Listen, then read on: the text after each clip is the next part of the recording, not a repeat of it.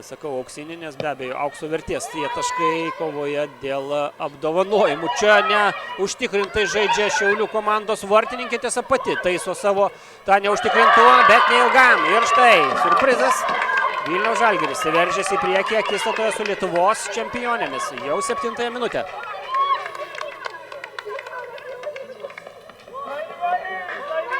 Situacija prasidėjo nuo neįtin. Atura Justinai Blaževičiūtei, Gintros saugiai. Čia smūgis į vartus. Ir kamuolys spurda vartų tinkle. Triumfuoja Sabrina Gonsalves Amorim. Lygina rezultatą geru kokybišku galvos smūgiu. 65 rodydama, kad net ir žaidžiant mažumoje netenkina toks rezultatas. Šansas įvartis!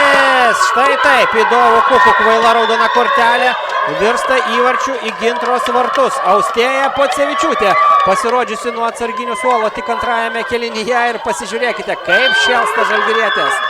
Wow! Aikštelės nestovėti statiškai, nelaukti, nes uždengtos jos varžovių. Stovėdamos tikrai įvarčio nepasieks, o čia šansas Vilnietėms 1-1 gali išbėgti 20 numeris Sabrina Šajanė, bet laukia komandos draugus, įžaidė su kamuoliu, puikus perdavimas, rado išeiti Brazilė ir 3-1. Ohoho, koks knockdownas. Vilniaus Žalgiris, lygos naujokas, siunčia į gilų knockdowną Lietuvos čempionės. 97 rungtynių minutė. Triumfuoja Vilnietės.